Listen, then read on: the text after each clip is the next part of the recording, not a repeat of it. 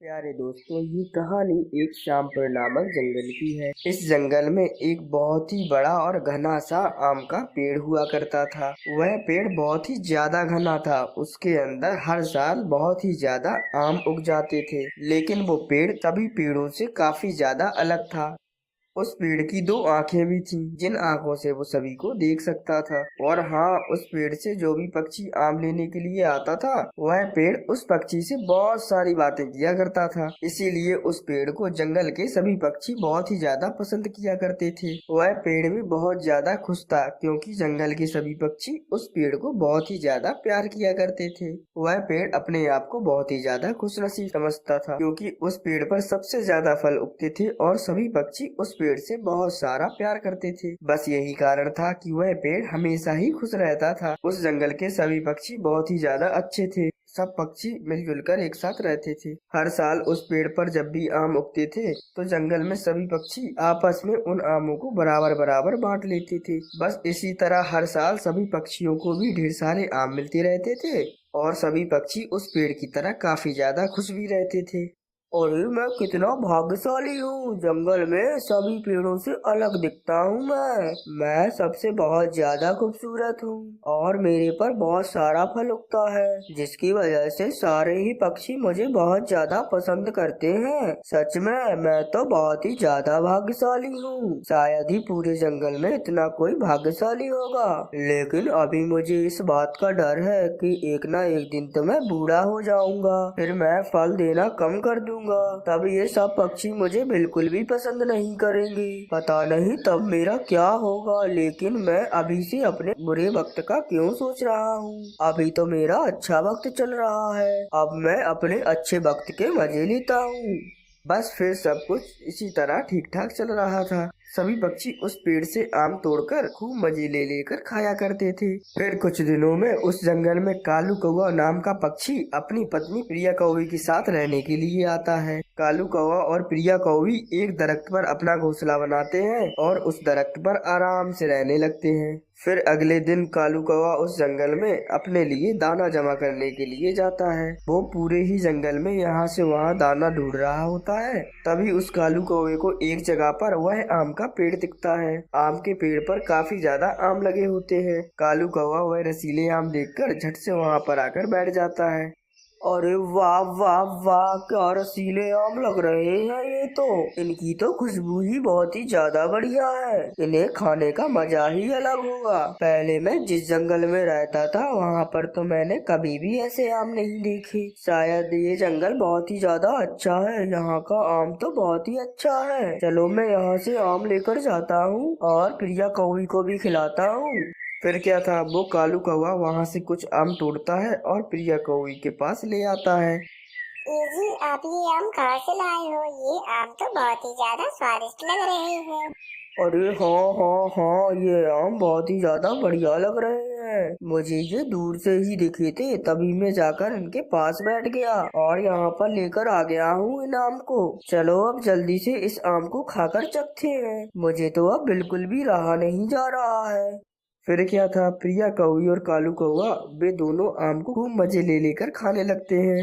अरे वाह वाह वाह, क्या बढ़िया आम है। इससे बढ़िया आम तो मैंने आज तक नहीं खाया है। ये सच में बहुत ज्यादा ही स्वादिष्ट है। मुझे तो अब रोजाना यही आम चाहिए। लेकिन हम ऐसा नहीं कर सकते हैं। अगर सारे के सारे आम हमने तोड़ लिए तो इस जंगल के सारे पक्षी हमें नहीं छोड़ेंगे, क्योंकि वे भी वहाँ से ही आम तोड़ कर खाते हैं। अजी, लेकिन ये आम बहुत ही ज्यादा स्वादिष्ट है। इसके लिए हमें कुछ ना कुछ तो करना ही पड़ेगा। कुछ ऐसा कि ये सारे आम हम अपने पास ही रख सके। हाँ, पर हम ऐसा क्या कर सकते हैं प्रिया कौवी, जिससे कि हम सारे के सारे आमों को चोरी कर लें? अरे मेरे भोले कालू, मेरे दिमाग में एक बहुत ही अच्छा शातिर सा उपाय है। अगर हम वैसा करेंगे तो जरूरी सारे आम हमारे पास होंगे। अच्छा अच्छा, बताओ बताओ कि आखिर अब हमें क्या करना चाहिए? अरे करना क्या है, बहुत ही आसान सी तो बात है। जब जंगल में रात में सारे पक्षी सो जाएंगे, तो फिर हम उस आम के पास जाएंगे और सारे के सारे आम तोड़कर एक जगह पर छुपा देंगे। फिर हम रोजाना वहाँ से थोड़े थोड़े आम लाकर खाते रहेंगे। अरे वाह वाह वाह, तुम्हारे दिमाग का तो जवाब नहीं। बहुत शातिर हो तुम। चलो अब रात का ही इंतजार है। रात होते ही जब सारे पक्षी सो जाएंगे तो हम जाएंगे उस पेड़ के पास। फिर क्या था, जब रात होते ही जंगल के सारे पक्षी सो जाते हैं तभी वह प्रिया कौवी और कालू कौवा उस आम के पेड़ के पास आ जाते हैं। फिर क्या था, जल्दी जल्दी वो दोनों झट से उन आमों को तोड़ लेते हैं और उन्हें अपनी एक जगह पर छुपा देते हैं। रात के समय वह पेड़ भी सो रहा था, तभी उसे भी कुछ पता नहीं चला कि आखिर उसके साथ ऐसा क्या हुआ है। सुबह होने पर जब सभी पक्षी उस पेड़ के पास आते हैं तो वह यह सब देखकर हैरान रह जाते हैं कि उस पेड़ पर तो एक भी आम नहीं है। ये देखकर सभी पक्षी बहुत ही ज्यादा उदास हो जाते हैं और कुछ पक्षी तो उस पेड़ को बुरा भला भी कहने लगते हैं।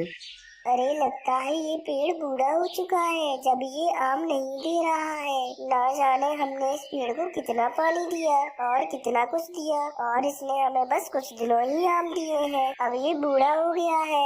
बस फिर ऐसे ही जब भी उस पेड़ पर फल उगते तो वे प्रिया कौवी और कालू कौवा वहाँ पर आकर उन फलों को चुरा लेते थे। एक बार वह पेड़ अपने आमों को चोरी होता हुआ देख लेता है। कालू कौवा उसके आम चुरा रहा है, लेकिन वह पेड़ बेचारा क्या कर सकता था, वह बेबस था। कालू कौवा वहाँ से आम चुरा कर ले जाता है। बस फिर क्या था, सभी पक्षी अब उस पेड़ को बिल्कुल भी पसंद नहीं करते थे। सभी पक्षी अब उस पेड़ की तरफ आते भी नहीं थे, क्योंकि अब वह पेड़ किसी के काम का नहीं था। उस जंगल में एक मीनू चिड़िया बहुत ही ज्यादा समझदार थी। वह यही सोच रही थी, अरे ये पेड़ तो पहले काफी ज्यादा अच्छे फल देता था और अब ये पता नहीं फल क्यों नहीं दे रहा है। अभी तो ये बूढ़ा भी नहीं हुआ है। मुझे तो कोई ना कोई मसला लगता है, वरना इतनी जल्दी ऐसा नहीं हो सकता है। फिर क्या था, वो मीनू चिड़िया उस पेड़ के पास आखिरकार आ ही जाती है और उससे पूछती है, अरे पेड़ जी, आखिर आपको क्या हुआ है? पहले तो आप बहुत ज्यादा फल देते थे, अब आप क्यों फल नहीं दे रहे हो? अब मुझे कोई भी पसंद नहीं करता।